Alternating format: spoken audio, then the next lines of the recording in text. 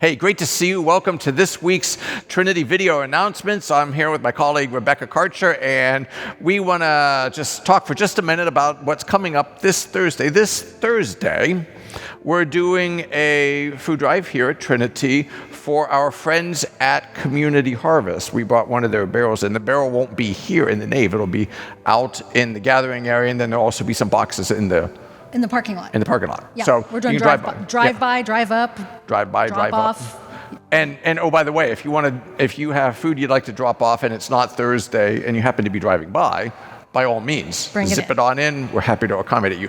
But as we're doing this, I know we try to do our best to help our friends at Community Harvest frequently because they help us in so much of our ministry, both on our food programs for Thursday, but also with vouchers that we're able to give to friends and neighbors who are food insecure and in need of food. But we got a few statistics to share with you from Community Harvest just recently.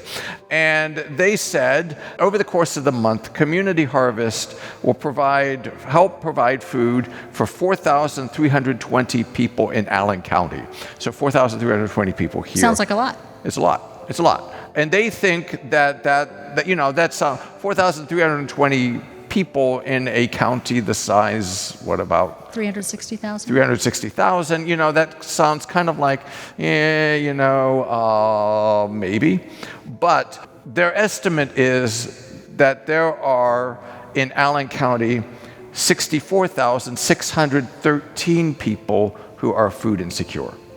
That means when food insecure means that you don't have things in your pantry, you don't necessarily know where you're going to be able to eat within this week. And of that number, how many are kids? That number, of that 64,613, the estimate is that 22,718 of them are children. And again, that's about families who don't know if they're going to be able to provide food next week. It doesn't always mean immediately that, but... And looking ahead to summer, right. That's a little more concerning because a lot of those children get to take advantage of the food programs of the schools.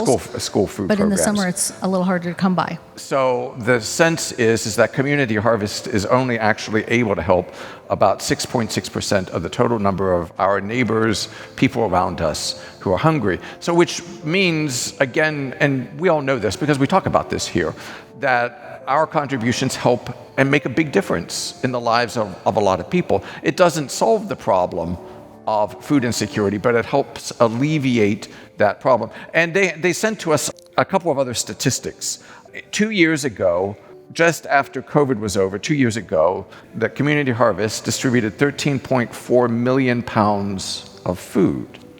Last year, Community Harvest distributed 11.9 million pounds of food, and this year they're on pace to distribute 10.9 million pounds of food. Which means they're distributing less food. But the need... to more people, actually. Yeah. And so I know you're thinking, well, how can that be? Well, every time we see or we hear our friends at Kroger are trying to reduce food waste, which is an admirable thing. Right. But frequently, a lot of that means then that food that would have normally been available to go to Community Harvest just isn't there. And that doesn't mean Kroger's done something wrong.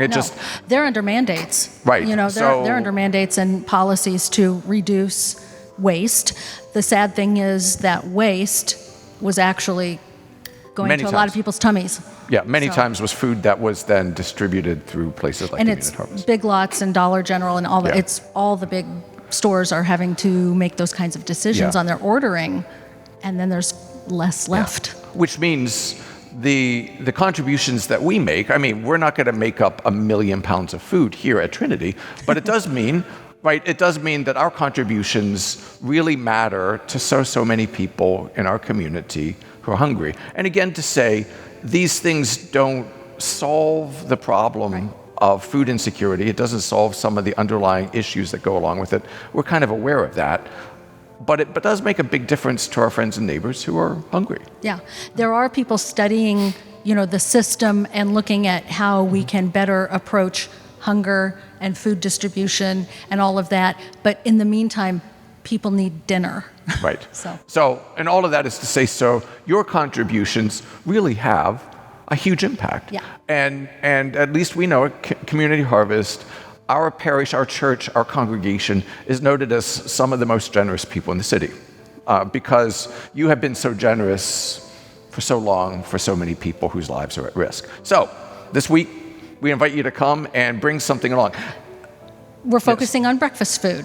Community Harvest said that would be an item that they don't have enough of, so that's cold cereal, hot cereal, breakfast bars, fruit cups, and you know what? Whatever you eat for breakfast. And if you don't eat it for breakfast, but you have it to donate, we'll take that too. Right. And also, and if you're thinking, hey, I have green beans, bring green beans, right? Yeah. Any food contribution is legitimate. They can make use of it. But again, this time it's a special emphasis on breakfast stuff. And even speaking of green beans, Community Harvest does accept produce. If you're growing something in your garden and you've got a whole bunch of extra tomatoes or a whole bunch of extra zucchini or whatever it is, they accept that too. So know that your food will be eaten happily if you have extra to spare. Right. So we know, if we could use the word, we know here that helping to feed our neighbors is a moral obligation that Jesus gave to us, and that is something that we do because it is who we are as God's people.